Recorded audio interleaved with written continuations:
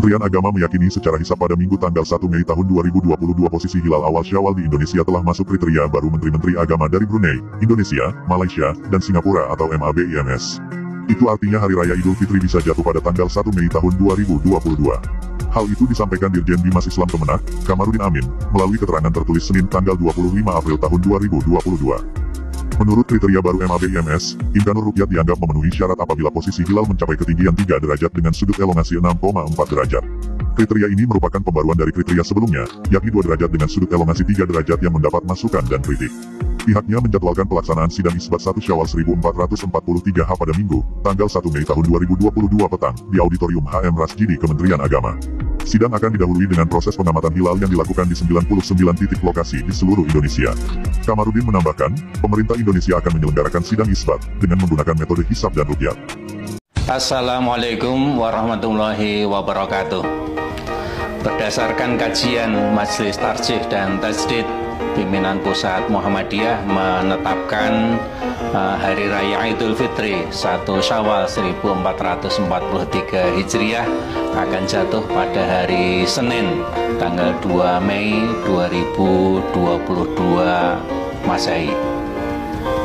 Untuk itu, Pimpinan Pusat Muhammadiyah menghimbau agar sholat Idul Fitri dan segenap rangkaiannya seperti takbiran, pelaksanaan zakat fitrah dan lain sebagainya bisa diselenggarakan dengan khusyuk dan seksama dan dengan tetap memperhatikan protokol kesehatan, khususnya tetap menggunakan masker.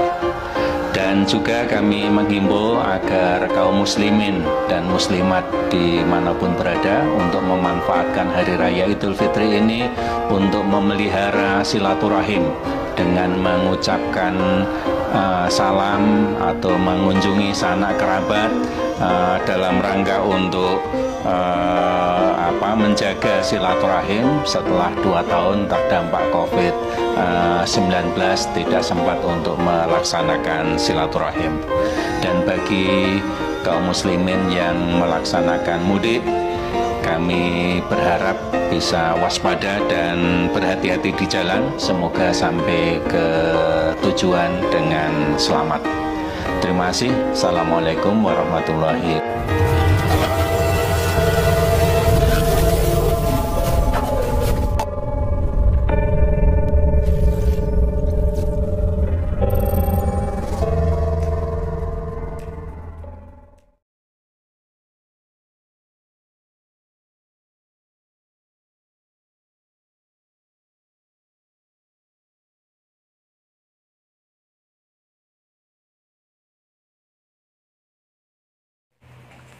Ya, assalamualaikum warahmatullahi wabarakatuh. Alhamdulillahirrahmanirrahim. Wa bihi nasta'inu ala umuri dunya wa din wa ala alihi wa sahbihi wa zawjihi wa auladihi wa ahli al-baitil wa ahli al-baitil kiram wa dzurriyyati ajma'in, amma ba'd. Alhamdulillahirrahmanirrahim. Berjumpa kembali. Mari kita panjatkan puja dan puji syukur kehadirat Allah Subhanahu wa taala, yang mana kita sampai detik ini, hari ini kita masih diberikan nikmat hidup, nikmat sehat, dan berbagai nikmat lainnya, terutama nikmat iman dan nikmat Islam ya. Kita selalu dapatkan dan kita selalu istiqomah dalam menyampaikan hak-hak, menyampaikan hal-hal yang hak, menyampaikan sesuatu yang memang Allah ridhoi.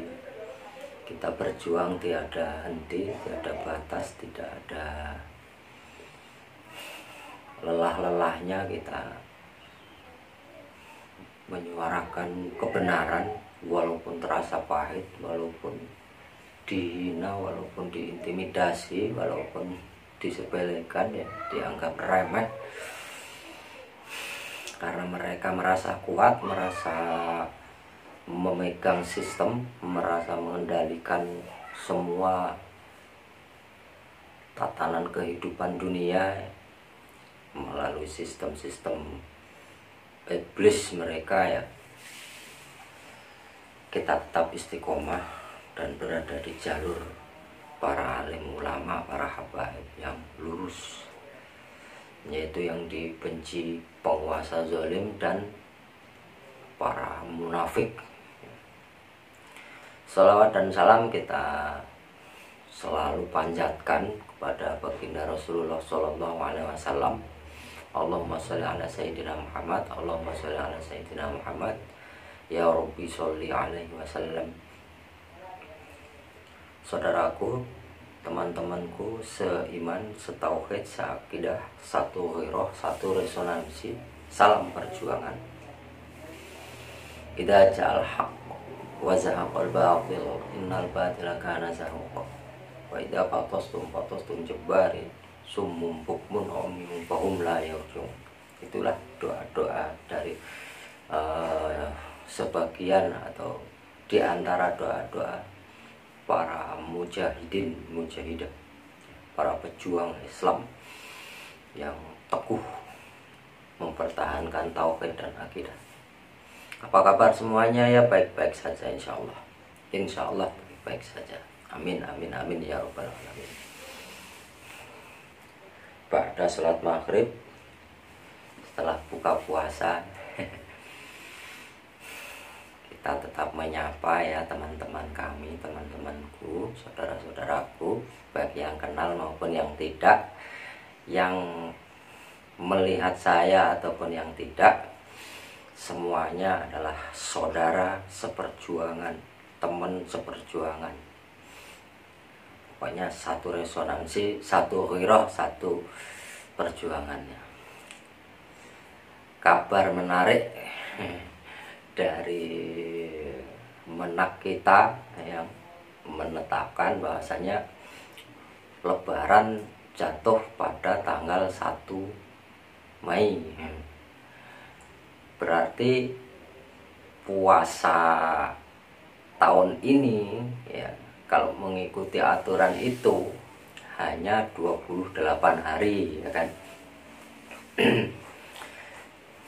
Sedangkan di syariat Islam tidak ada syariat yang mengatakan, hadis yang mengatakan, dalil manapun yang mengatakan ya, dalil itu ada dua, itu dalil akli, dalil nakli.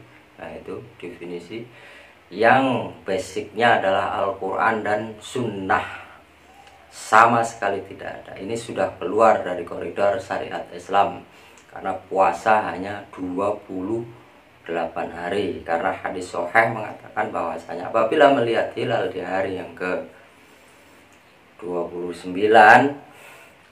maka hari yang ke-30 berarti tidak ada, alias sudah tanggal 1 Syawal. Siapapun yang melihat hilal, walaupun orang biasa, bukan siapa-siapa, orang biasa melihat hilal itu bisa dipercaya, dan memang bisa dipercaya, itu sudah wajib untuk membatalkan, untuk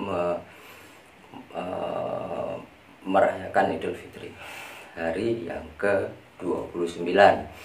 Apabila hilal tidak terlihat di hari yang ke-29, maka sempurnakanlah puasa 30 hari. Nah, sudah tidak ada khilaf di sini ya. Nah, ulama ahlu sunnah wal jamaah semua mengatakan itu, karena hadisnya sahih, sangat sahih, dan itu memang tuntunan, itu memang syariat. Sedangkan Menak membuat syariat sendiri. Nah, ini namanya bid'ah dolalah. Nah, barang siapa ya, yang mengada-ada dalam urusan kami ini, kata Rasulullah, yang tidak ada darinya, artinya tidak ada dalam syariat Islam, bahwa rodun, maka tertolak. Nah, itu hadis tentang bid'ah yang diselewengkan oleh para Wahabi Salafi.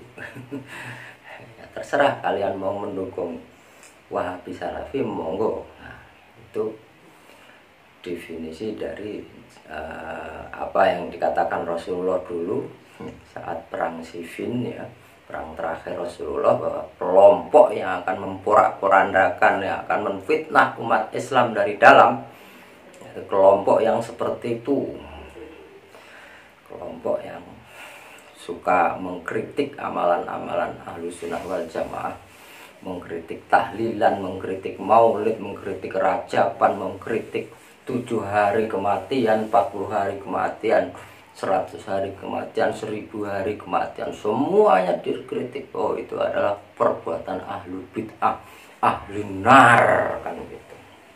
Gampang sekali memurtadkan orang-orang para ahli sunnah wal jamaah. Ya, ini nyata ya, memang rezim ini adalah rezim penyesatan, rezim yang mengeblat kepada rezim Tiongkok, rezim komunis, yang rajanya itu yang namanya Xi Jinping itu mengatakan bahwa Al-Quran itu harus direvisi agar sesuai dengan faham komunis. Makanya ada seorang pendeta yang Saifuddin Ibrahim mengatakan bahwa ayat yang 300, ayat Al-Quran 300 itu di skip saja, atau kalau tidak dihapus saja, kalau itu biang daripada pembelajaran teroris. Nah, jadi memang rezim ini rezim yang sengaja dibentuk oleh mereka, para oligarki, para bankir, untuk menyesatkan umat Islam di Indonesia ini.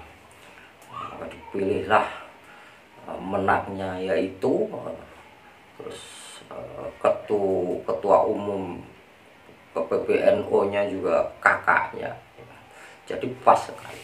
Kemudian para Syiah sudah diberi panggung di negeri kita. Jadi memang benar-benar kita ini ya, umat Islam ini diselewengkan, ajarannya mau dipelencengkan. Tapi walaupun mereka berusaha sekuat tenaga, mengerahkan segala bentuk kekuatannya, finansialnya, sistemnya, tipu dayanya, tidak akan berhasil. Karena Islam adalah tinggi dan tidak bisa ditinggikan. Islam adalah sempurna. Islam sudah disempurnakan. Kalau Islam sudah disempurnakan, maka Allah sendiri yang akan menjaga. Dan Allah tidak akan tinggal diam.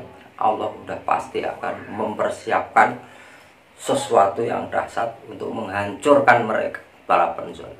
Karena ketika sudah memerangi syariat Islam, berarti memerangi Allah dan Rasulullah, memerangi umat Islam, memerangi para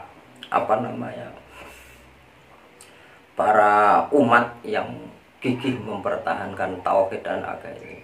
Berarti memerangi Allah Subhanahu wa Ta'ala dan memerangi Rasulullah SAW. Maka tidak akan ada jalan bagi mereka, dan justru Allah akan membuat mereka bercerai-berai, saling begaduh, saling sikut, saling menjatuhkan. Dan ini sudah terjadi. Belum lagi saat ini semua peraturan-peraturan yang mereka terapkan sekarang sudah tidak mempan, sudah tidak digubris oleh masyarakat, karena semuanya sudah terbongkar. Bagaimana pandemi ini adalah plandemi, bagaimana yang namanya micin itu adalah mengandung nanosip ya, mengandung nanosip yang berhubungan langsung dengan jaringan 5G, jaringan 5G yang sebenarnya sudah mau diluncurkan, karena handphonenya juga, smartphone-nya sudah keluar banyak yang berjaringan 5G. Dan itu memang bahaya sekali, karena itu adalah program kontrol populasi ya, program depopulasi. Karena mereka punya program tatanan dunia baru yang hanya akan menyisakan penduduk dunia ini 500 juta saja, dan mereka akan menjadi Tuhan di muka bumi. Nah, itulah kerusakan yang dibikin oleh bangsa Yahudi, bangsa yang Allah hinakan, bangsa yang sebenarnya Allah janjikan apabila mereka mau beriman. Tapi bangsa ini selalu mengoreksi, bangsa ini selalu tidak menerima apa yang diputuskan oleh Allah ya. Bangsa yang selalu membangkang ya.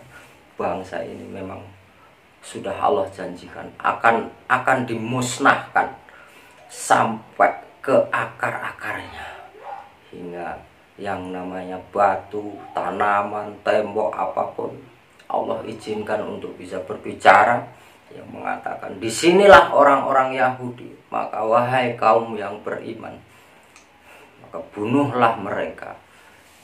Karena memang sudah sangat-sangat keterlaluan, sangat-sangat melampaui batas. Mereka selalu membuat kerusakan, membuat melakukan genosida, melakukan tindakan biadab dengan membunuh, menyiksa, memperkosa, tapi selalu membuat acara yang disebut teroris, mempropagandakan teroris itu notabene dilakukan oleh umat Islam. Padahal teroris itu sejatinya mereka sendirilah yang membuat.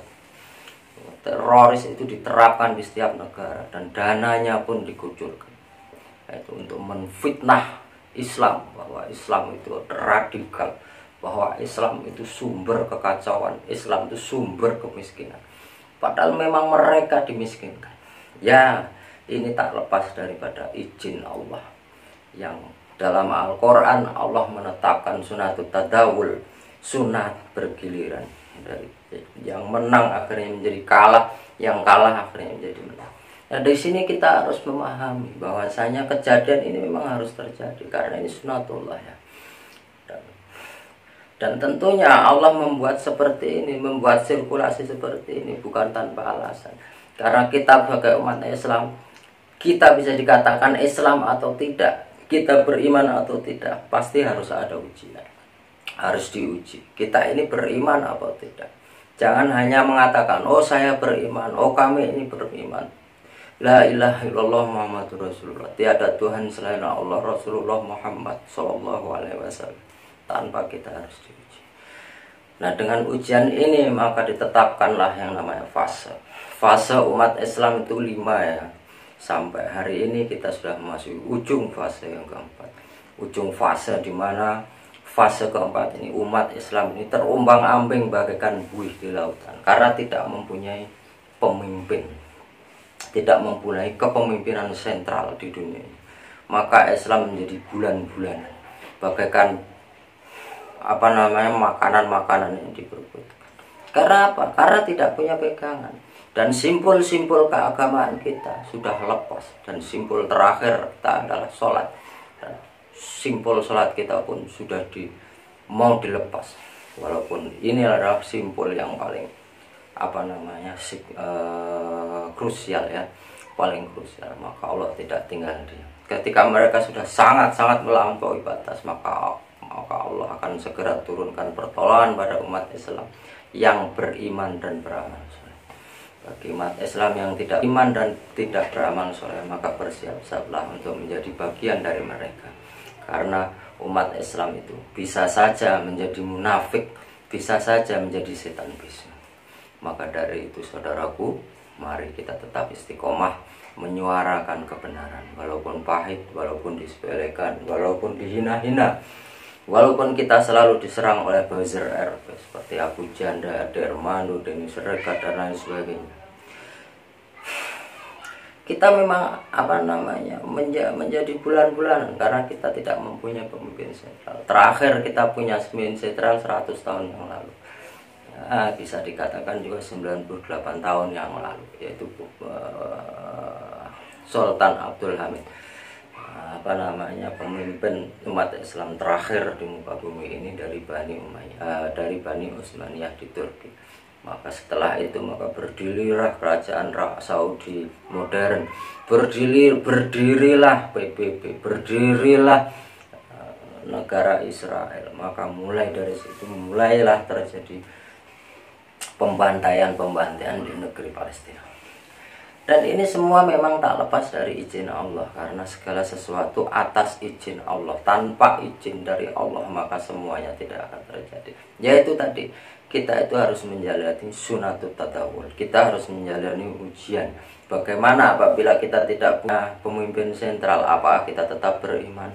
Apakah kita tetap berteguh? Apakah kita tetap meyakini bahwa petunjuk itu hanyalah petunjuk Allah, bukan petunjuk yang lain. Karena Allah di sini juga mengancam, barang siapa yang tidak berhukum dengan hukum Allah, maka Allah katakan fasik, Allah katakan mungkar, Allah katakan kafir bahkan.